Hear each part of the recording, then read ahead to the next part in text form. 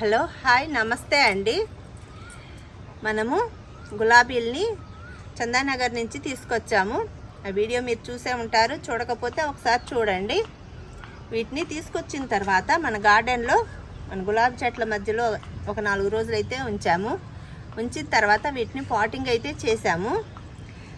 గులాబీలు అంటే నచ్చని వాళ్ళు ఎవరు ఉండరు, అందరికీ ఇష్టము. ఈ గులాబీలు గార్డెన్కే రాణీలు అన్నమాట.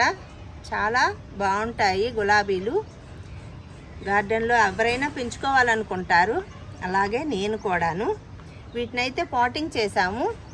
పాటింగ్ చేసిన తర్వాత వీటి కేర్ ఏంటనేది మనం ఇప్పుడు తెలుసుకుందాము. ఫస్ట్ గులాబీలు నాటిన తర్వాత మనం వాటర్ అనేది ఫుల్గా ఇవ్వాలి. డ్రైనేజ్ సరిగ్గా అవుతుందా లేదా అనేది చూసుకోవాలి. అలాగా వాటర్ అనేది ఇచ్చిన తర్వాత సెకండ్ వాటరింగ్ ఇచ్చే టయానికి మనం వీటికి చెట్లను గమనించినట్టయితే అవి కొంచెం షాక్లో ఉన్నట్టు అనిపిస్తాయి. అంటే ఈ మట్టిలో దీంట్లో సెట్ అవ్వటానికి కొంచెం టైం పడుతుంది వాటికి. అందుకని ఆ షాక్ నుంచి తేరుకోవటానికి మనం ఎప్సమ్ సాల్ట్ని 1 లీటర్ వాటర్లో 1/2 స్పూన్ కలిపి మొక్కలు మొదట్లో ఇచ్చినట్టయితే అవి షాక్ నుంచి తేరుకుంటాయి. ఈ ఎప్సమ్ సాల్ట్లో మెగ్నీషియం సల్ఫేట్ అనేది ఎక్కువగా ఉంటుంది. అవి ఈ షాక్ నుంచి తేరుకోవటానికైతే చాలా బాగా ఉపయోగపడతాయి. నేను ఎప్సమ్ సాల్ట్తో పాటు బోన్ మీల్ కూడా కలిపి మొక్క మొదట్లో ఇచ్చాను. అలాగా ఇచ్చి తర్వాత సెకండ్ వాటరింగ్ అయితే చేశాను. మనం వీటిని గులాబీల్ని నాటిన తర్వాత మాత్రం షేడ్లో పెట్టాలి, ఎండలో అయితే ఉంచకూడదు. స్టార్టింగ్లోనే ఎండలో పెట్టినట్టయితే మాత్రం ఇవి త్వరగా వాడిపోయి ప్రమాదం ఉంది, వాడిపోతాయి. ముందైతే 1 వీక్ వరకు అయితే వీటిని షేడ్లోనే పెంచుకోవాలి నాటిన తర్వాత. 1 వీక్ తర్వాత మనము వీటికి కొంచెం ఒక 2 అవర్స్ 3 అవర్స్ అలాగా ఎండలో పెట్టాలి. అప్పుడు ఎండకు కొంచెం అలవాటు అవుతూ ఉండాలి. తర్వాత వీటికైతే 5-6 అవర్స్ అయితే కంపల్సరీ ఎండ అయితే కావాలి. ఫుడ్ విషయానికి వస్తే మాత్రం ఇవి హెవీ ఫీడర్స్. వీటికి మాత్రం ఖచ్చితంగా 15 డేస్కి ఒకసారి ఒక 2 గుప్పెళ్ళు అయినా కానీ వర్మి కంపోస్ట్ కానీ కౌడంగ్ మెన్యూర్ కానీ ఇవ్వాలి తప్పనిసరిగా. అలాగే బోన్ మీల్ కూడా ఇచ్చినట్టయితే చాలా బాగా పెరుగుతాయి. మనం ఫీడింగ్ ఇచ్చినప్పుడల్లా వీటికి కొంచెం ఎప్సమ్ సాల్ట్ కూడా ఇస్తూ ఉన్నట్టయితే కొత్త చిగుళ్ళు వచ్చి మొక్క బాగా పెరుగుతుంది. అప్పుడు ఫ్లవర్స్ కూడా బాగా వస్తాయి. వీటికి వాటర్ అనేది మనం ఎక్కువ తక్కువ ఇవ్వకూడదు, సరిపోయినంతే చూసుకోవాలి. సమ్మర్లో అయితే 2 టైమ్స్ ఇవ్వాలి, ఎందుకంటే వాటర్ కొంచెం ఎక్కువ కావాలి కాబట్టి. ఆ టైంలో ఫ్లవరింగ్ వస్తుంది, చక్కగా పూలు పోస్తాయి, ఎండిపోతాయి. ఇలాగా ఎండిపోయినప్పుడు ఎప్పటికప్పుడు ఈ ఫ్లవర్స్ని తీసివేయాలి. ఇప్పుడు ఈ ఫ్లవర్ ఇక్కడ వరకు ఉంది, దీన్ని ఇక్కడ వరకు తీసేసినట్టయితే ఇక్కడి నుంచి వెళ్ళి మళ్ళీ బలంగా కొత్త చిగురు అయితే వస్తుంది. దీన్ని ఇక్కడి నుంచి అయితే తీసివేయాలి. మరి ఇలాగా పైన అయితే కట్ చేయకూడదు. ఇక్కడ కట్ చేసామనుకో ఇక్కడి నుంచి వచ్చే చిగురు చాలా వీక్గా వస్తుంది. అదే దీన్ని ఇక్కడ వరకు తీసామనుకో ఇక్కడి నుంచి వచ్చే చిగురు మంచి బలంగా వస్తుంది. నెక్స్ట్ పూసే పువ్వు కూడా పెద్దగా పోస్తుంది. అదొకటి గుర్తుపెట్టుకోవాలి. మనం కట్ చేసేటప్పుడు మాత్రం మన కత్తెరకి హైడ్రోజన్ పెరాక్సైడ్ అనేది తప్పకుండా పూసి క్లీన్ చేసుకున్నాకనే దాంతో క్లీన్ చేసిన తర్వాతనే మనం కొమ్మ కత్తిరింపు అనేది చేసుకోవాలి. లేకపోతే చెట్టుకి త్వరగా ఇన్ఫెక్షన్ వచ్చే ప్రమాదం ఉంటుంది.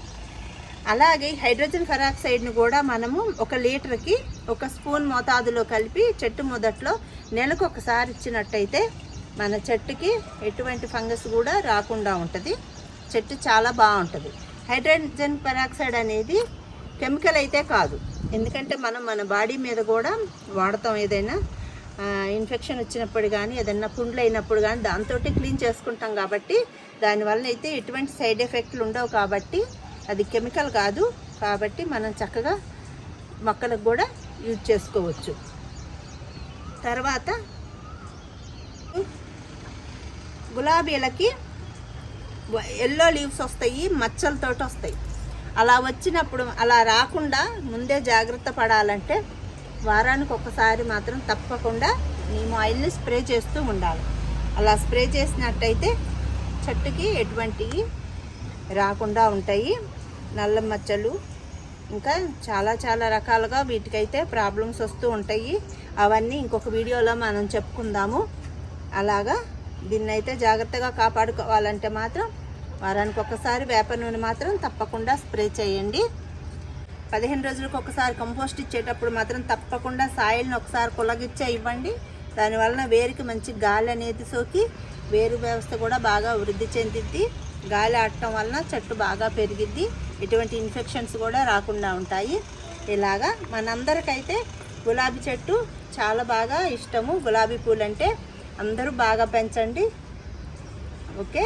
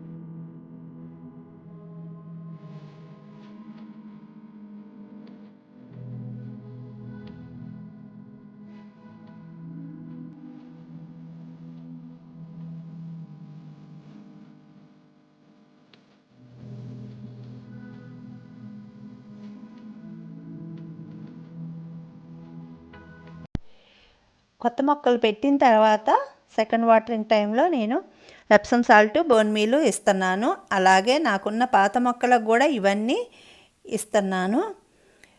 మనం ఏవైనా సరే మొక్కలకు ఇచ్చేటప్పుడు ఇలాగా మట్టిని అయితే కొంచెం గుల్ల చేసుకోవాలి. అలా చేసిన తర్వాతనే మనం ఇచ్చినట్టయితే అవి నేరుగా మన మొక్కల వేర్లకైతే అందుతాయి త్వరగా. అప్పుడే మొక్కలు బాగా పెరగటానికి సహాయపడుతుంది. చూసారుగా ఫ్రెండ్స్, ఇవన్నీ ఇలాగా మనం కొంచెం కేర్ తీసుకున్నట్టయితే గులాబీలు అయితే చక్కగా పూస్తాయి.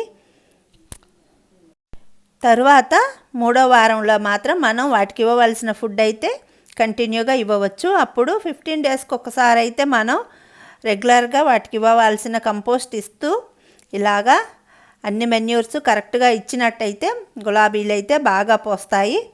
ఓకే ఫ్రెండ్స్, ఈ వీడియో నచ్చినట్టయితే లైక్ చేయండి, షేర్ చేయండి, సబ్స్క్రైబ్ చేయండి. Thank you.